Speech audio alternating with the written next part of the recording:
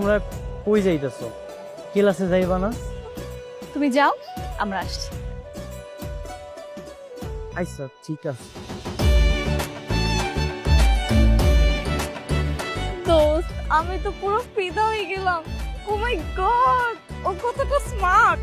Excuse me, all credit goes to me, কারণ আমি ওকে ওই ড্রেসগুলো গিফট করেছি। ওকে, থ্যাংক ইউ দোস্ত, তুই তো বান্ধবীর বয়ফ্রেন্ডের জন্য এত কিছু করবে আমি তো ভাবতেই পারি নাই। Wait, hold on. What do you mean by বান্ধবীর বয়ফ্রেন্ড? এই ও কি বলতেছে রে? বুঝোস না, গেট আপ দেখে ক্রাশ খাইছে, মনে মনে বয়ফ্রেন্ডও বানায় ফেলছে। ও আই সি। আমি এখনই যে প্রপোজ করব। এই দাঁড়া দাঁড়া, তুই কি করতেছিস? তুই এভাবে ওকে প্রপোজ করলে ও বাবাকে সবকিছু বলে দিবে, শুধু শুধু তোর মান সম্মানই নষ্ট হবে, তাই না?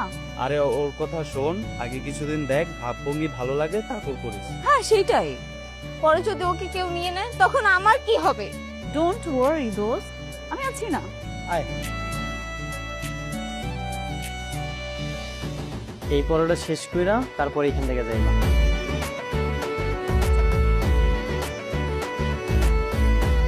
সুজো, সুজো, তুই একটু অন্য রুমে যা তো।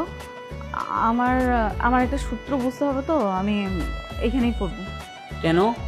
দুলাভাই কি তোমার সার নাকি, কি তোমার তার কাছে সূত্র শিখতে হবে? তোকে কৈফিয়ত দিতে হবে আমার?